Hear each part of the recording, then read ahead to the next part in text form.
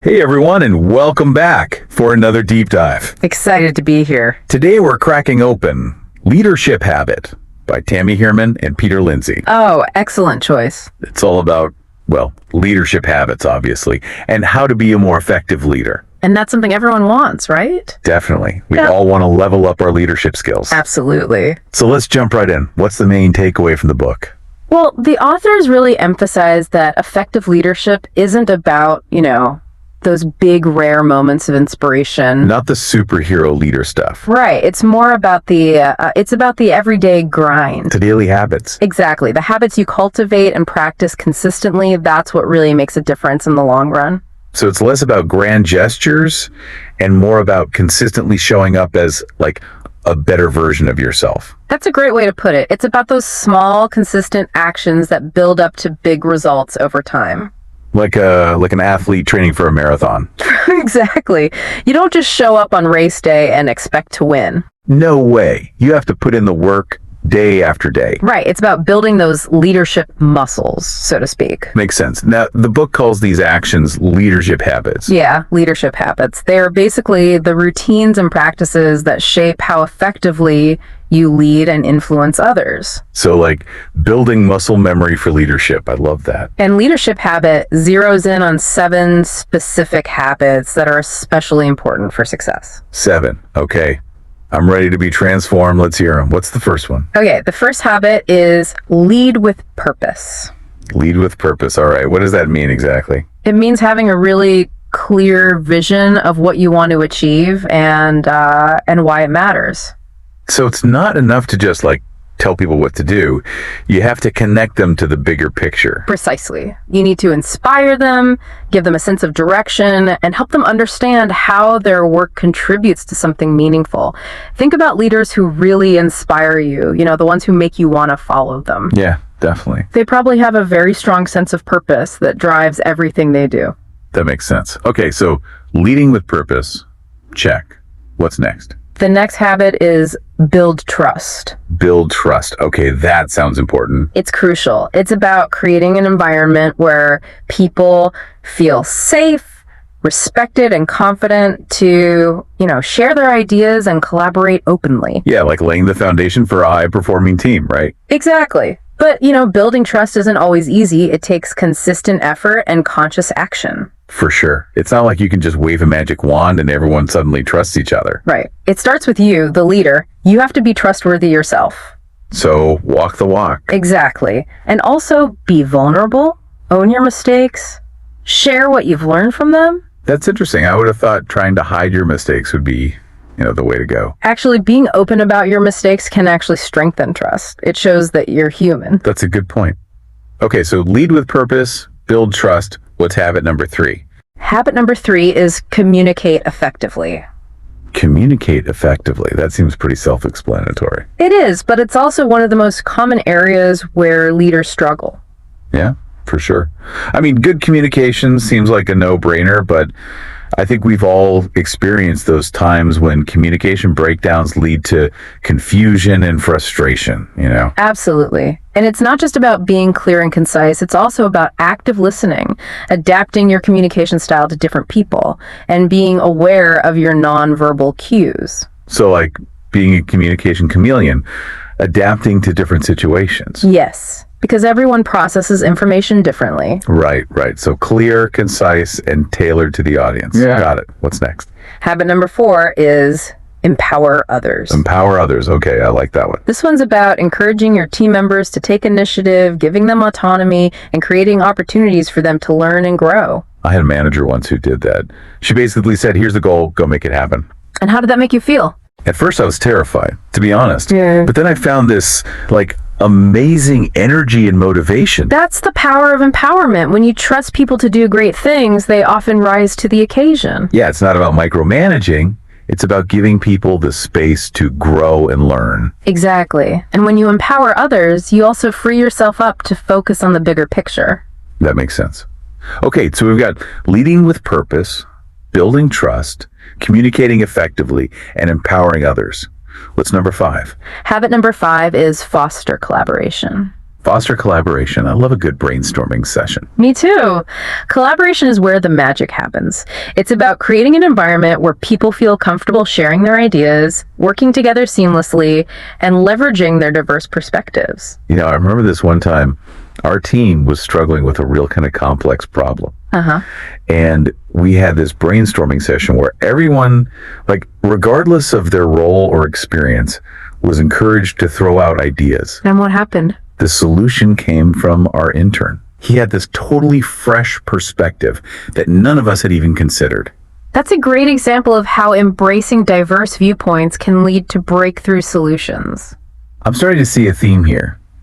Effective leadership is less about being a boss and more about creating the right conditions for your team to thrive, wouldn't you say? Absolutely. Okay, we're on a roll. What's the next habit? Habit number 6 is practice self-reflection. Self-reflection, huh? This one's about taking the time to examine your actions, decisions, and outcomes, both the good and the bad. Yeah, I think we can all get better at that. It's easy to just power through the day and not really think about how we could have done things differently. I know what you mean.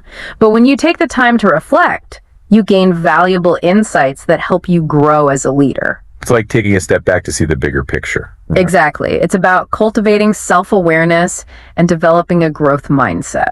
Okay, 6 down, 1 to go. What's that final game-changing habit? Habit number 7 is commit to continuous learning. Continuous learning. So, like, never stop growing. Exactly. The best leaders are lifelong learners. They're always curious, seeking out new knowledge, and pushing themselves outside of their comfort zones. That's so true. All the great leaders I admire, they're always asking questions and trying to learn from others. They never act like they know everything. That's a great observation. And this commitment to learning doesn't have to be about, formal education or anything like that. So how do we make it happen? It can be as simple as reading industry articles, attending webinars, or just having conversations with people outside of your immediate circle. Just constantly feeding your curiosity. Exactly. Wow. Okay. So we've unpacked all 7 habits.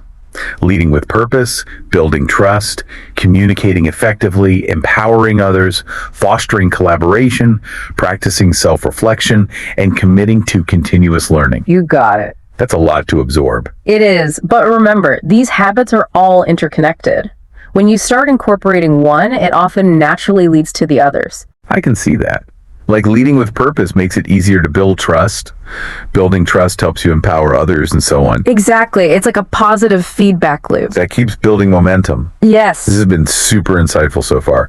But honestly, I'm already thinking about how challenging it will be to actually put these habits into practice. I hear you. It's one thing to understand them, but actually making them a part of your daily life, Yeah. that takes effort. Where do we even start? Welcome back. Ready to tackle those leadership habits head on? I'm ready, but I have to admit, it's a little daunting, Trying to change all those ingrained behaviors, it feels like a lot. You're not alone. Change can be tough, but remember, it's a journey, not a sprint. Small steps, consistency, that's the key. Baby steps, instead of trying to, overhaul everything at once. Exactly. Instead of trying to master all 7 habits at once, pick 1 or 2 that really speak to you. Okay, so maybe I focus on leading with purpose. Sometimes I get so caught up in the day-to-day stuff, I lose sight of the bigger picture. That's a great one to start with.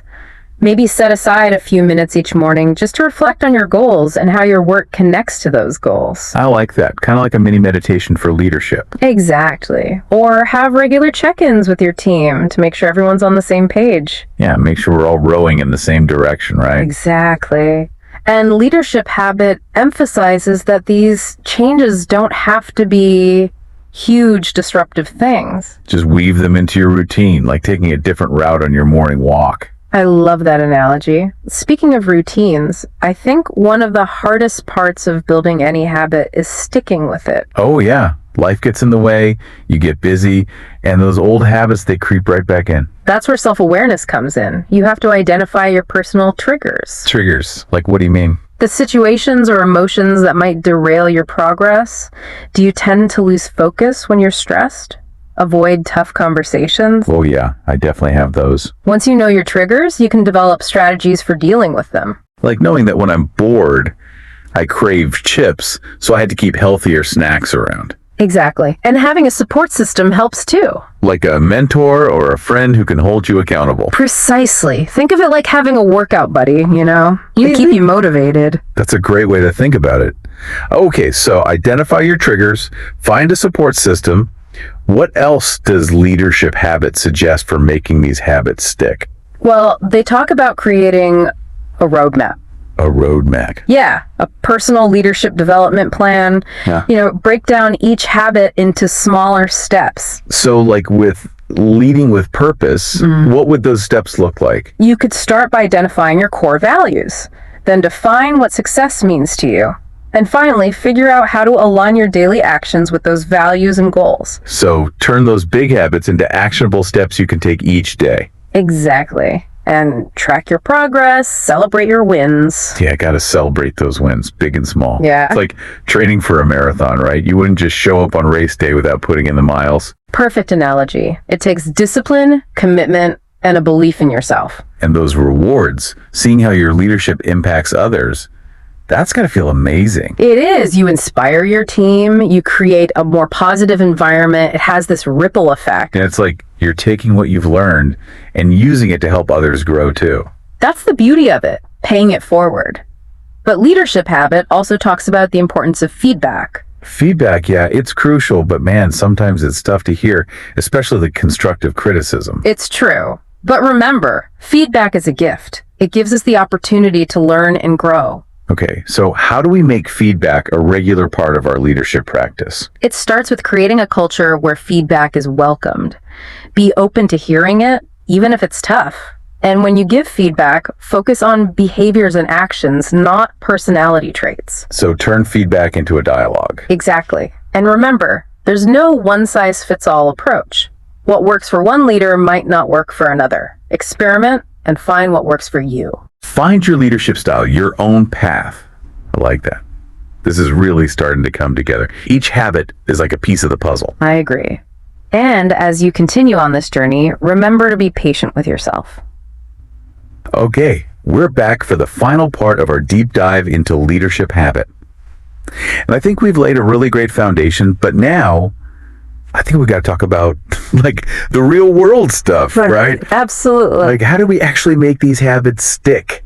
That's the million-dollar question, isn't it? It is. Because it's one thing to understand them, to read about them in a book, but to actually put them into practice day after day with all the distractions and challenges, that's a whole other ballgame. It is. And leadership habit reminds us that it's a journey, not a destination. There will be setbacks along the way. So like we shouldn't beat ourselves up if we fall off the wagon sometimes. Exactly. Change is rarely linear.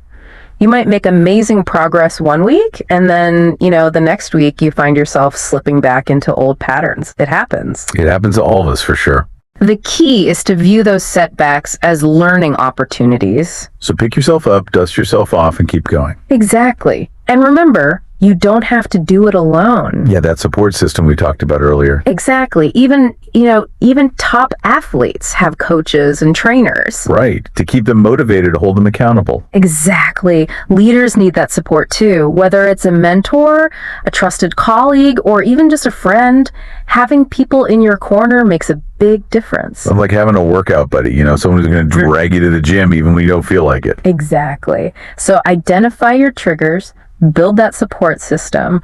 What else can we do to make those habits stick? Yeah, what else?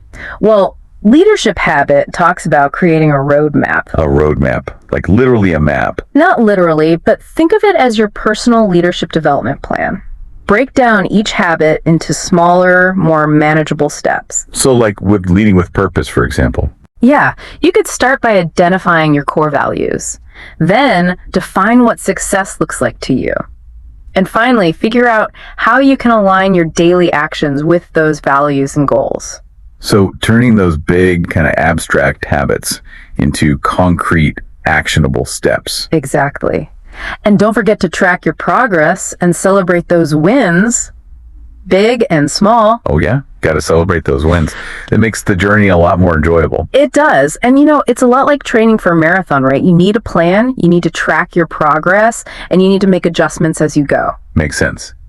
So it takes discipline, it takes commitment, but ultimately it's about believing in yourself. I couldn't have said it better myself. And you know what I think is really amazing about this whole idea of leadership habit What's that? is that it's not just about you. It's not just about your own personal growth.